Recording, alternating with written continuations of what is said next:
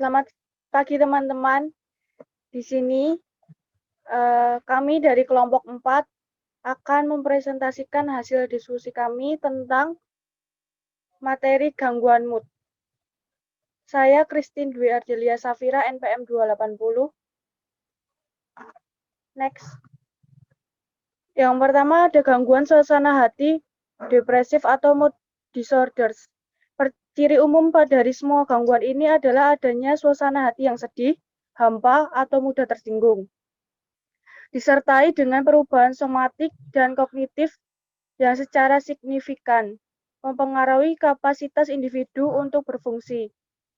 Yang berbeda adalah masalah durasi, waktu, atau dugaan etiologi. Next. Yang selanjutnya ada penyebab gangguan mood. Yang pertama ada faktor neurobiologis. Secara neurobiologis, perhatian terhadap neurotransmitter perlu dikedepankan. Terdapat 3 neurotransmitter yang paling banyak ditemukan dalam studi gangguan suasana hati ini, yaitu norepinefrin, dopamin, dan serotonin. Yang kedua, faktor psikologis dalam depresi. Sangat banyak faktor psikologis yang terlibat dalam terjadinya depresi, dan hal ini sering berkaitan dengan munculnya depresi. Misalnya, Freud menyatakan bahwa terjadinya depresi berasal dari adanya pengalaman-pengalaman negatif pada saat individu berada pada periode oral. Jadi, jika pemuas berlebihan atau berkekurangan pada saat itu, maka terjadilah fikasi dalam fase oral yang menyebabkan terbentuknya kepribadian tergantung, dependen, untuk memelihara harga dirinya. Depresi terjadi karena ia tidak merasa memiliki orang yang dapat dijadikannya tempat bergantung. Ia kehilangan tempat bergantungnya. Selanjutnya, macam-macam gangguan mood, gangguan dysregulasi suasana hati yang mengganggu. Selanjutnya, next. Yang selanjutnya kriteria diagnostik. Yang pertama, ledakan emosi berulang yang parah yang dimanifestasikan secara verbal. Yang kedua, ledakan amarah tidak konsisten dengan tingkat perkembangan. Yang ketiga, ledakan amarah terjadi rata-rata 3 kali atau lebih per minggu. Yang keempat, suasana hati di antara ledakan amarah terus-menerus, mudah tersinggung atau mudah marah sepanjang hari, hampir setiap hari, dan dapat diamati orang lain. Yang kelima, kriteria 1 dan 2 telah ada selama 12 bulan atau lebih. Yang keenam, kriteria 1 dan 4 ada setidaknya 2 dari 3 pengaturan. Selanjutnya akan dilanjutkan oleh teman saya. Oke, saya akan melanjutkan. Nama saya Pramesti Ardelia, NPM 224. Jadi, selanjutnya dari kriteria diagnosis, yang pertama ada diagnosis sebaiknya tidak dilakukan pertama kali sebelum usia 6 tahun atau setelah usia 18 tahun. Terus, berdasarkan riwayat atau observasi, usia saat onset kriteria AE adalah sebelum 10 tahun. Tidak pernah ada periode berbeda yang berlangsung lebih dari 1 hari, di mana kriteria gejala lengkap kecuali durasi untuk episode mania atau hipomania telah terpenuhi. Catatan peningkatan mood yang sesuai perkembangan seperti yang terjadi dalam konteks peristiwa yang sangat positif atau antisipasinya tidak boleh dianggap sebagai gejala mania atau hipomania. Terus selanjutnya, perilaku tersebut tidak terjadi secara eksklusif selama episode gangguan depresi mayor dan tidak dapat dijelaskan dengan lebih baik oleh gangguan mental lain. Diagnosis ini tidak dapat berdampingan dengan gangguan oposisi, gangguan ledakan terputus-putus, atau gangguan bipolar, meskipun dapat muncul berdampingan dengan orang lain, termasuk gangguan depresi mayor, gangguan ADHD, gangguan perilaku, dan gangguan penggunaan zat.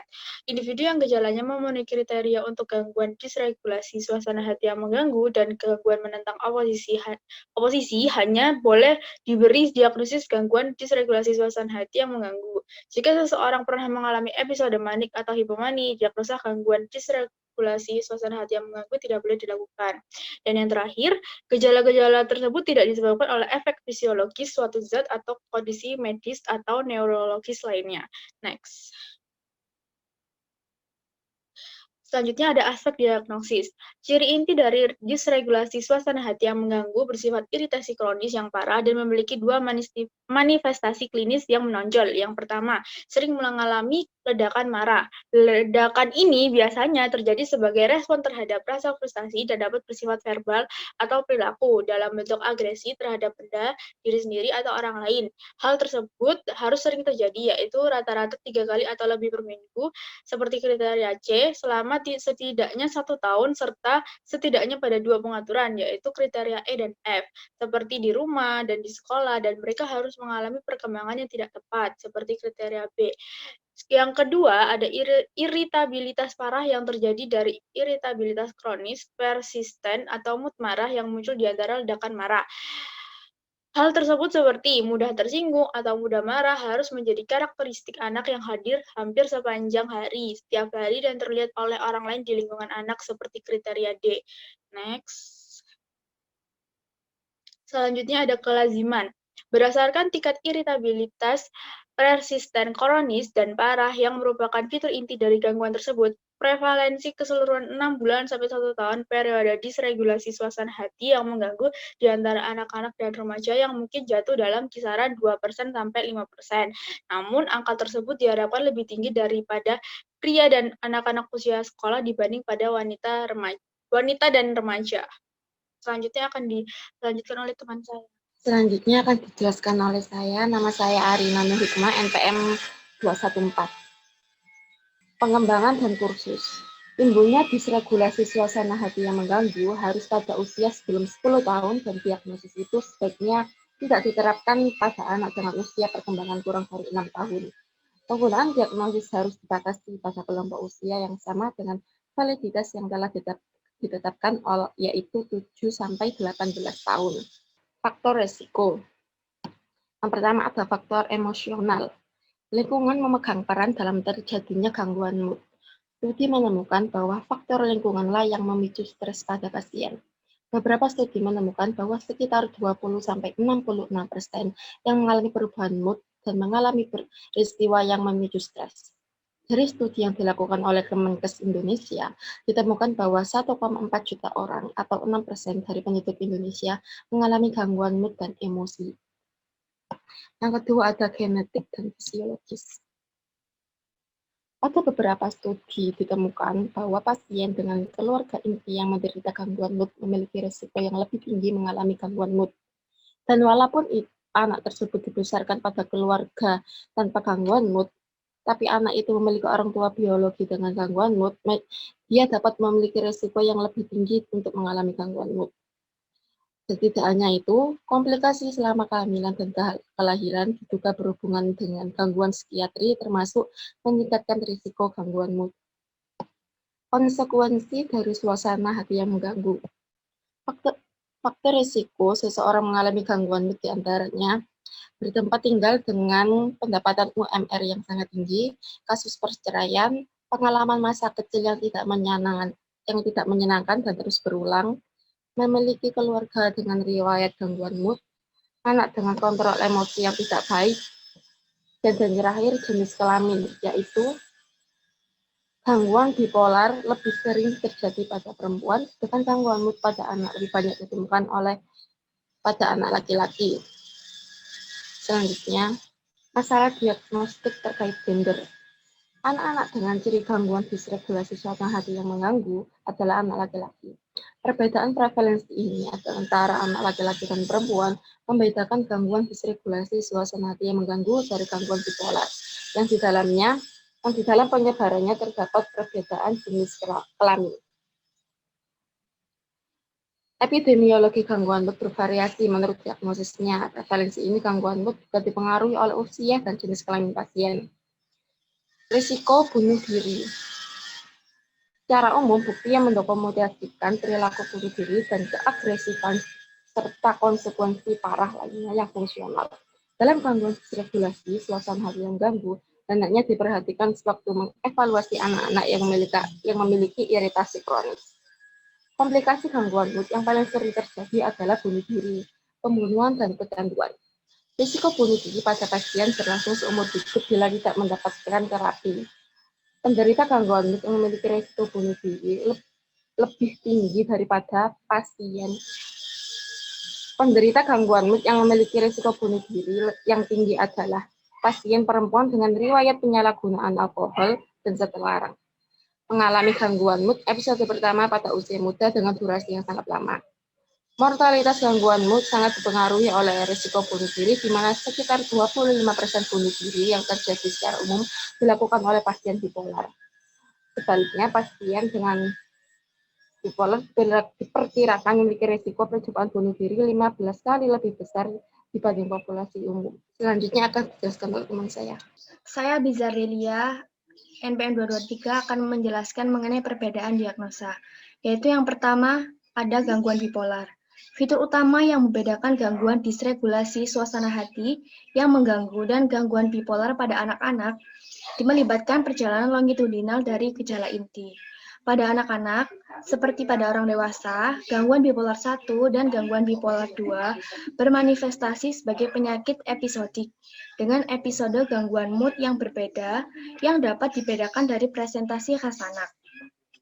Jadi, meskipun gangguan bipolar adalah kondisi episodik, gangguan disregulasi suasana hati yang mengganggu, faktanya diagnosa gangguan disregulasi suasana hati yang mengganggu tidak dapat diberikan kepada anak yang pernah mengalami hipomani dan episode manik berdurasi penuh, dalam arti mudah tersinggung, atau yang pernah mengalami episode manik atau hipomani yang berlangsung lebih dari 1 hari. Yang kedua, ada gangguan pemberontak oposisi. Gejala gangguan sikap menentang biasanya memang terjadi pada anak-anak dengan gangguan disregulasi suasana hati yang mengganggu. Gejala gangguan disregulasi suasana hati yang mengganggu relatif jarang terjadi pada anak-anak dengan gangguan menentang oposisi. Fitur utama yang menjamin diagnosis gangguan disregulasi suasana hati yang mengganggu pada anak-anak, gejalanya juga memenuhi kriteria untuk gangguan menentang. Oposisi adalah adanya ledakan yang parah dan sering berulang dan gangguan suasana hati yang terus-menerus di antara ledakan. Gangguan pemberontak oposisi termasuk dalam bab gangguan mengganggu, kontrol impuls, dan perilaku. Ini mencerminkan komponen suasana hati yang lebih menonjol di antara individu dengan gangguan disregulasi suasana hati yang mengganggu dibandingkan dengan individu dengan gangguan menentang oposisi. Namun demikian perlu juga dicatat bahwa gangguan disregulasi suasana hati yang mengganggu tampaknya membawa risiko tinggi untuk masalah perilaku dan juga masalah suasana hati. Yang ketiga, terdapat gangguan perhatian defisit hiperaktif, gangguan depresi mayor, gangguan kecemasan, dan gangguan spektrum autisme. Tidak seperti anak-anak yang didiagnosis dengan gangguan bipolar atau gangguan oposisi. Anak yang gejalanya memenuhi kriteria gangguan disregulasi suasana hati yang mengganggu juga dapat menerima diagnosis komorbid ADHD, gangguan depresi mayor, dan gangguan kecemasan. Namun, anak-anak yang lekas marah muncul hanya dalam konteks episode depresi mayor atau gangguan depresi persisten. Harus menerima salah satu dari diagnosis tersebut daripada gangguan disregulasi suasana hati yang mengganggu. Selain itu, anak-anak dengan gangguan spektrum autisme kali muncul dengan ledakan emosi ketika rutinitas mereka terganggu.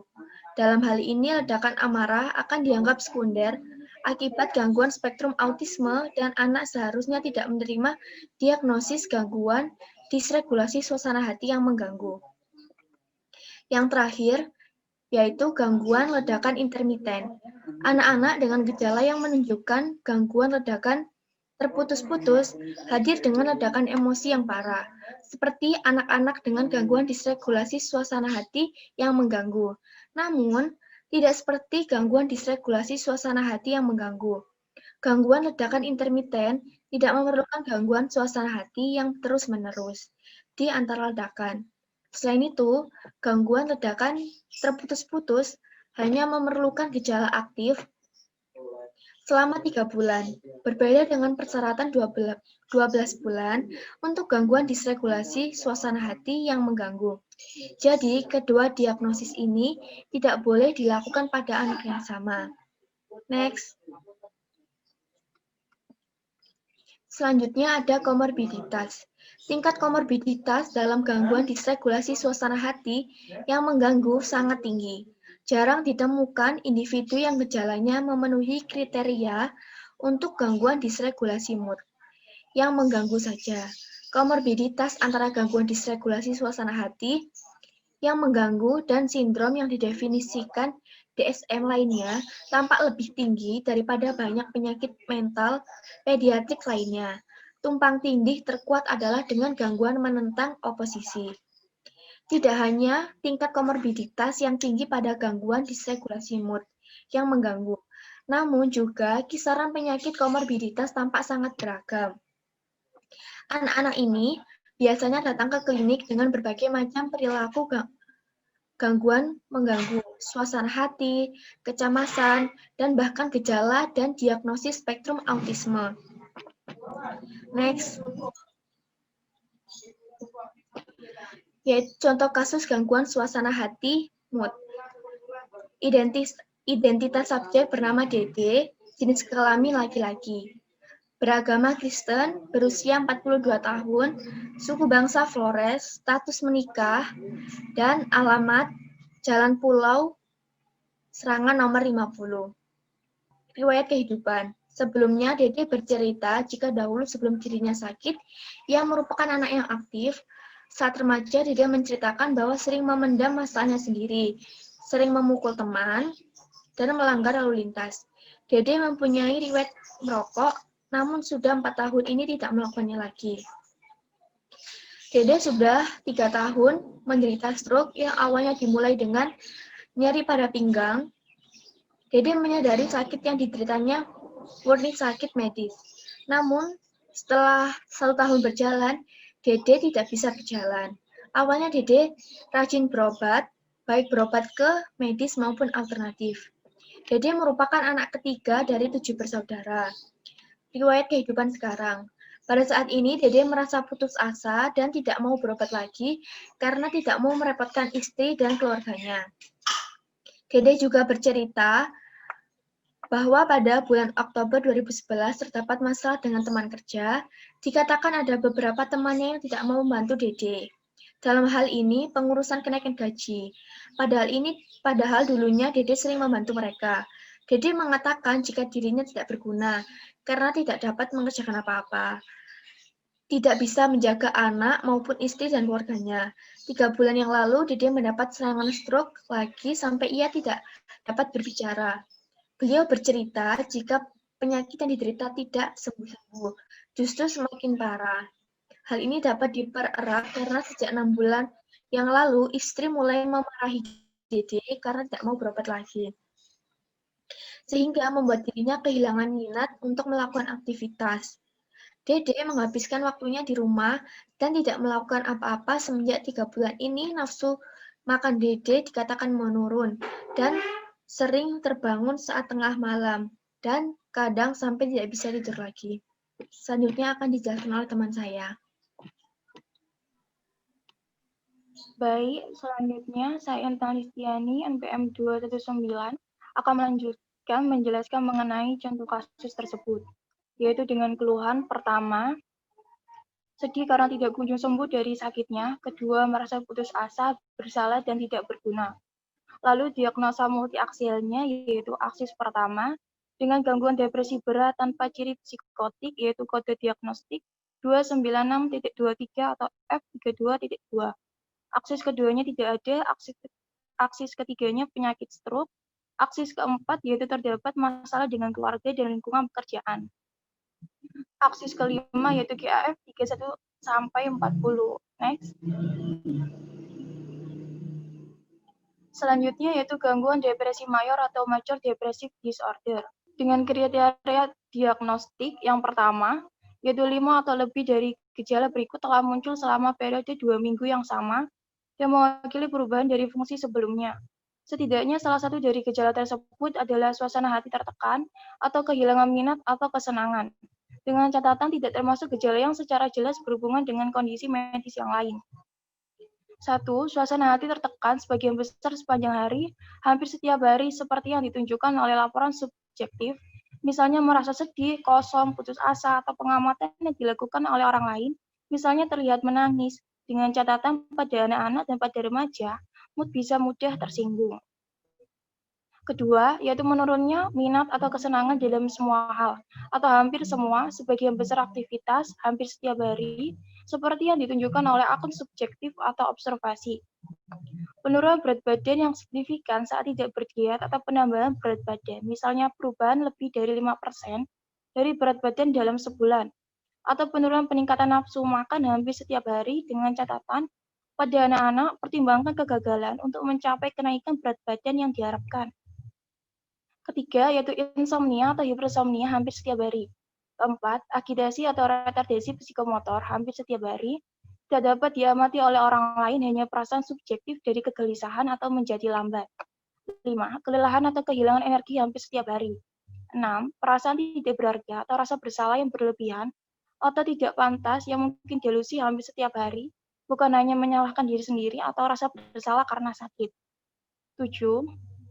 Berkurangnya kemampuan untuk berpikir atau berkonsentrasi, atau ketidaktegasan hampir setiap hari, baik secara subjektif atau seperti yang diamati oleh orang lain. 8. Pemikiran berulang tentang kematian, tidak hanya takut mati, keinginan bunuh diri yang berulang tanpa rencana tertentu, atau percobaan bunuh diri atau rencana khusus untuk bunuh diri. Kriteria diagnostik yang kedua, yaitu gejala-gejala tersebut menyebabkan gangguan atau kerusakan yang signifikan secara klinis dalam bidang fungsi sosial, pekerjaan atau fungsi penting lainnya. Ketiga, peristiwa ini tidak disebabkan oleh efek fisiologi zat atau kondisi medis yang lain. Dengan catatan, kriteria A sampai C menunjukkan episode depresi mayor. Catatan yang kedua, tanggapan terhadap kerugian yang signifikan, misalnya kehilangan, kehancuran finansial, kerugian akibat bencana alam, penyakit atau kecacatan medis yang serius. Dapat mencakup perasaan sangat sedih, perenungan tentang kehilangan, insomnia, nafsu makan yang buruk, dan penurunan berat badan. Dalam kriteria A yang mungkin menyerupai peristiwa depresi, meskipun gejala tersebut dapat dimengerti atau dianggap tepat untuk kerugian, kehadiran peristiwa depresi mayor selain respon normal terhadap kehilangan yang signifikan juga harus dipertimbangkan dengan cermat. Keputusan ini tak terhindarkan membutuhkan pelatihan klinis berdasarkan keputusan yang didasarkan riwayat individu dan norma budaya untuk ekspresi kesedihan dalam keadaan kerugian. Next. Keempat, yaitu kemunculan peristiwa depresi mayor tidak baik dijelaskan oleh gangguan skizoafektif, skizofrenia, gangguan skizofreniformis, gangguan delusi atau spektrum skizofrenia spesifik dan tidak spesifik, dan gangguan yang lainnya. Kelima, tidak pernah ada episode manik atau episode hipomanik dengan catatan pengecualian ini tidak berlaku jika semua episode manik atau hipomanik disebabkan oleh zat atau disebabkan oleh efek fisiologis dari kondisi medis yang lain. Selanjutnya akan dijelaskan oleh teman saya. Selanjutnya, saya Rafida Dwi Anggraini akan menjelaskan tentang aspek diagnostik. Gangguan depresi mayor dikaitkan dengan kematian yang tinggi. Banyak diantaranya yang dipertanggungjawabkan karena bunuh diri. Namun, itu bukanlah satu-satunya penyebab. Misalnya, individu yang depresi dirawat di panti jompo memiliki kemungkinan kematian yang sangat meningkat pada tahun pertama. Individu sering hadir dengan air mata, mudah tersinggung, merenung, obsesif, kecemasan fobia, kekhawatiran berlebihan terhadap kesehatan fisik, dan keluhan nyeri. Pada anak-anak, kecemasan akan perpisahan dapat terjadi. Meskipun terdapat literatur yang luas yang menjelaskan kolerasi neuroatomikal, neuroendokrinis, dan neurofisiologis dari gangguan depresi mayor, tidak ada tes laboratorium yang memberikan hasil sensitivitas dan spesifitas yang cukup untuk digunakan sebagai alat diagnostik untuk gangguan ini. Sampai saat ini, hiperaktivitas akses hipotalamus hipofisis adrenal telah terjadi kelainan yang paling luas diselidiki terkait dengan episode depresi mayor dan tampaknya dikaitkan dengan melankoli fitur psikotik dan resiko untuk akhirnya bunuh diri. Studi molekuler juga melibatkan faktor sekeliling, termasuk varian genetik dalam faktor neurotropik dan sitokinin proinflamasi. Selain itu, fungsional studi pencitraan resonansi magnetik memberikan bukti untuk kelainan fungsional dalam sistem saraf tertentu yang mendukung pemrosesan emosi, pencarian hadiah, dan regulasi emosi pada orang dewasa dengan depresi mayor.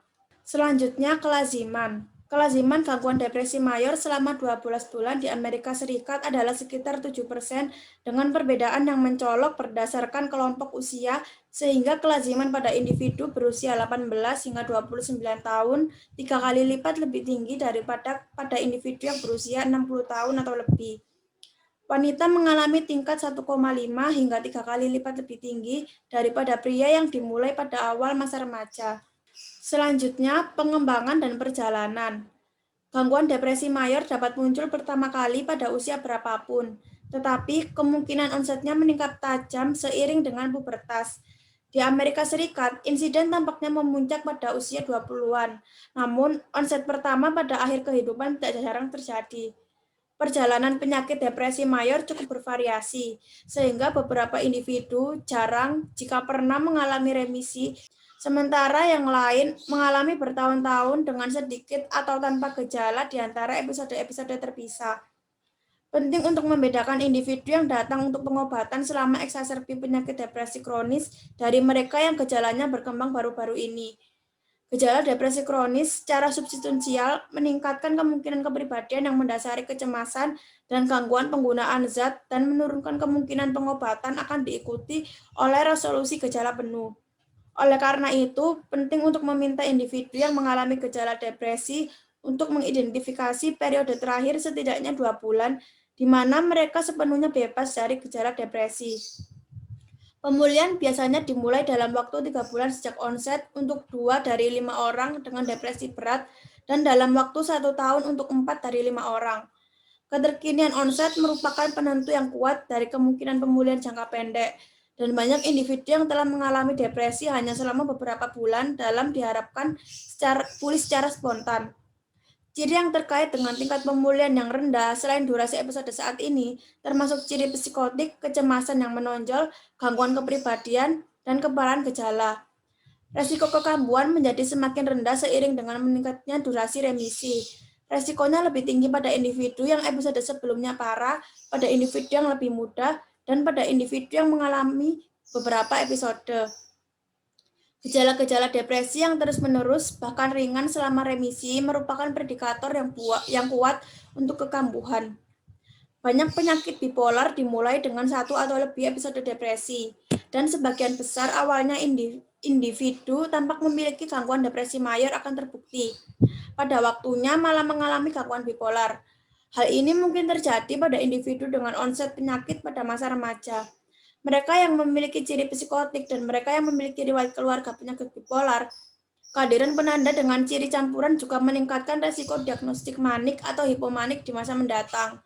Gangguan depresi mayor, terutama dengan gambaran psikotik, juga dapat bertransisi menjadi skizofrenia, suatu perubahan yang lebih sering terjadi daripada sebaliknya. Meskipun perbedaan konsisten antara jenis kelamin dalam tingkat prevalensi untuk gangguan depresi, tampaknya tidak ada perbedaan yang jelas menurut jenis kelamin dalam fenomenologi, perjalanan, atau respon pengobatan.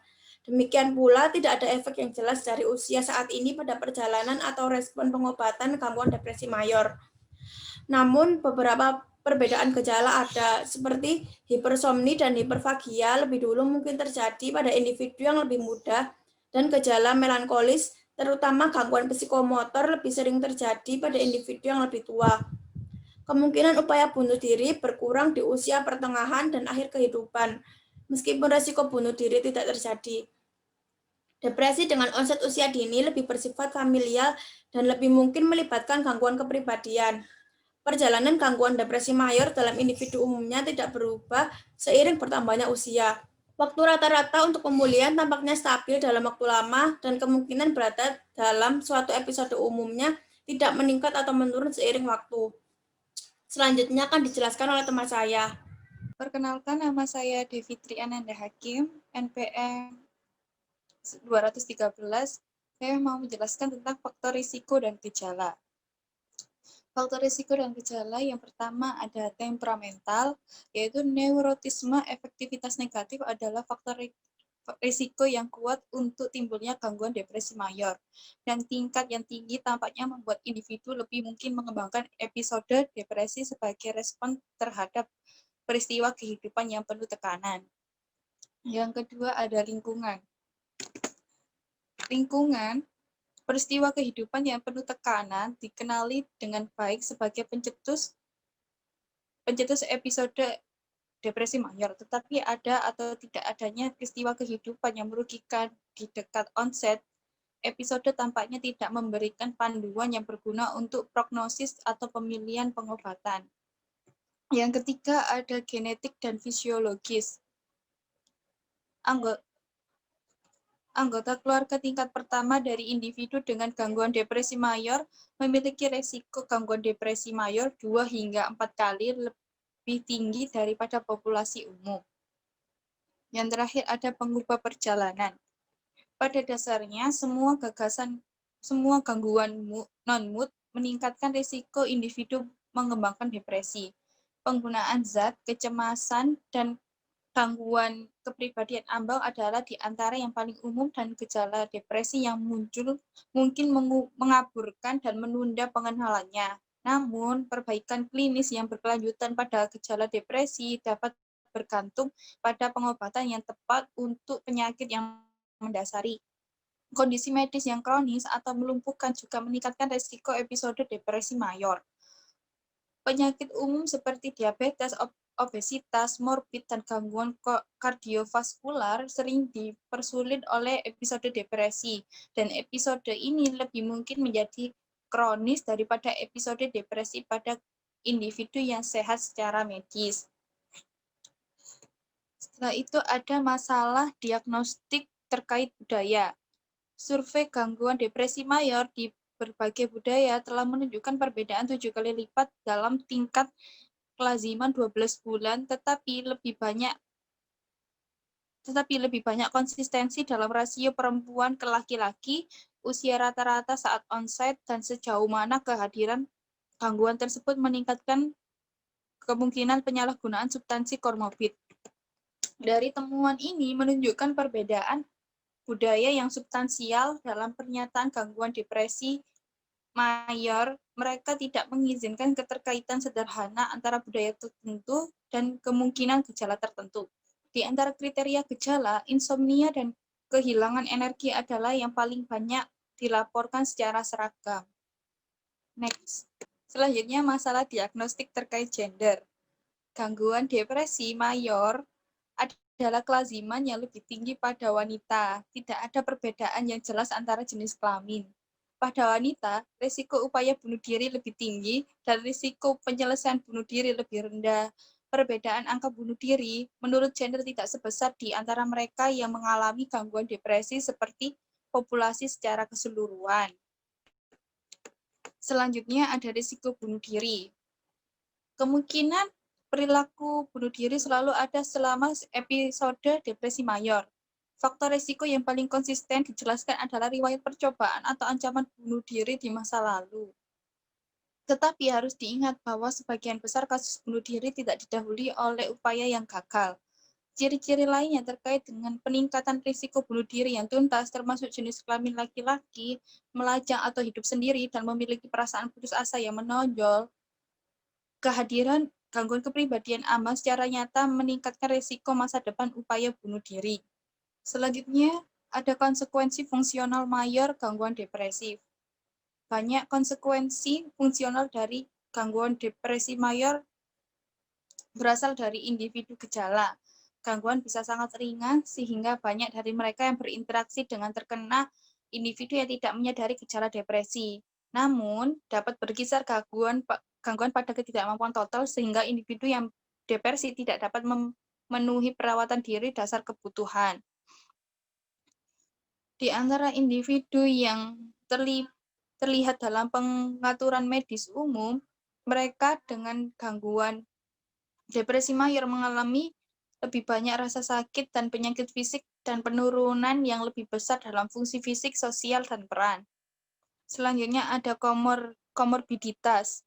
Gangguan lain yang seringkali terjadi bersamaan dengan gangguan depresi mayor adalah gangguan yang berhubungan dengan substansi, gangguan panik, gangguan obsesif kompulsif, anoreksia nervosa, bulimia nervosa, dan gangguan kepribadian ambang. Selanjutnya akan dijelaskan oleh teman saya. Terima kasih. Saya Mafudatin Nurkhairotunisa, NPM 225. Nah, di sini saya akan menjelaskan tentang diagnosis banding. Yang pertama, episode manik dengan suasana hati yang mudah marah atau episode campuran. Episode depresi mayor dengan suasana hati yang mudah tersinggung mungkin sulit dibedakan dari episode manik dengan suasana hati yang mudah tersinggung atau dari episode campuran. Pembedaan ini membutuhkan evaluasi klinis yang cermat terhadap keberadaan gejala manik. Yang kedua, gangguan mood karena kondisi medis lain.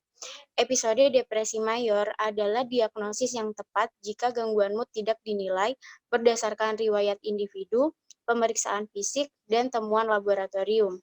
Sebagai konsekuensi patofisiologis langsung dari kondisi medis tertentu, misalnya sklerosis multiple, stroke, dan hipotiroidisme.